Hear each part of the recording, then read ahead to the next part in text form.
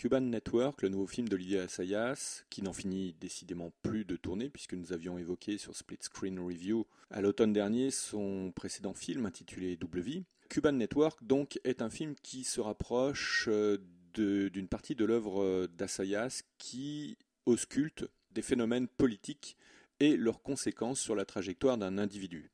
De ce point de vue-là, on peut se souvenir qu'Assayas a réalisé pour la télévision, pour Canal+ à l'époque, sous forme d'une mini-série, Carlos donc, en 2010, qui, en son temps, avait attiré toutes les attentions de la critique et du public. Carlos fut un énorme succès.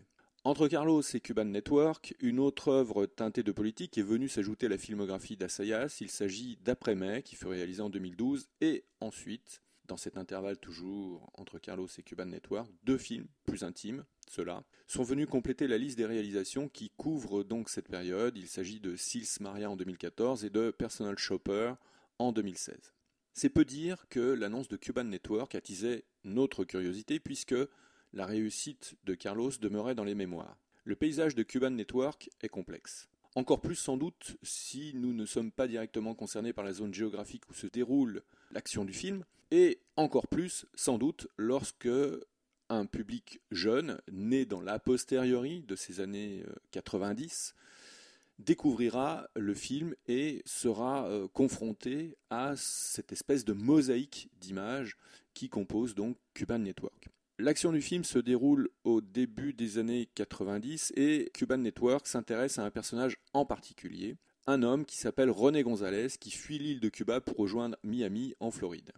Une fois sur le territoire américain, René González rejoint la communauté cubaine exilée et, avec d'autres comparses, met en place un réseau d'espionnage qui a pour mission d'infiltrer les groupuscules anticastristes qui sont, selon le régime de Fidel Castro, responsables de différentes formes d'actions considérées comme terroristes et perpétrées sur l'île de Cuba. La principale qualité du film réside dans cette manière d'adapter le récit et le découpage de Cuban Network à ce que vit le personnage de González et comment ses actes se répercutent sur sa personnalité. C'est-à-dire qu'à un moment donné, lorsqu'on suit un personnage dans une œuvre de fiction, dans certains cas, il est cohérent que le metteur en scène favorise un rapprochement entre le spectateur et le protagoniste de manière à instaurer une forme d'empathie qui permet au spectateur d'oublier qu'il se trouve dans un lieu particulier, le cinéma, afin d'entrer dans un monde nouveau, autre, différent de sa réalité, qui lui propose donc une nouvelle forme d'existence, celle du film.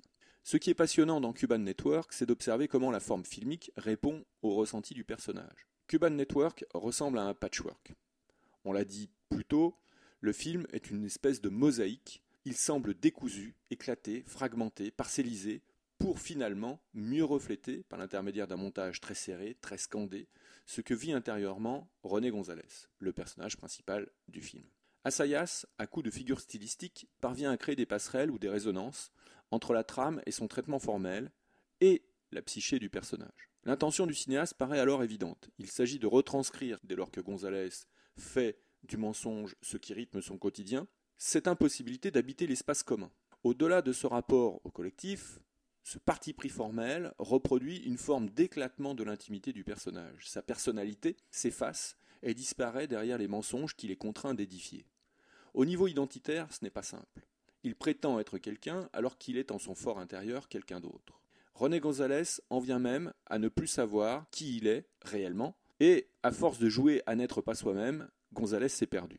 Cette notion de perte identitaire se vérifie donc à travers le montage du film. De la même manière, le reste du paysage humain du Cuban Network ne semble jamais se développer réellement, pour souligner encore plus la mise en berne des affects qui auraient pu lier González au reste du monde et aux autres personnages du film.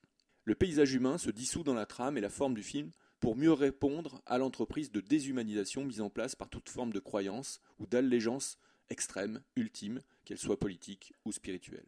Autre qualité du film, la manière avec laquelle un Français, Olivier Assayas, observe des faits et situations politiques qui se sont déroulés à distance, ailleurs, sur des territoires éloignés en apparence des préoccupations sociales et politiques de son pays d'origine, la France. De cette manière, la position d'Assayas, scrutateur avisé, rejoint la position diplomatique de la France pendant la guerre froide et ce qui en a résulté lorsque le bloc des pays de l'Est s'est effondré au début des années 90. Nous sommes, nous, Français, coincés entre deux blocs, les États-Unis d'Amérique et, bien évidemment, le bloc de l'Est, URSS, en tête.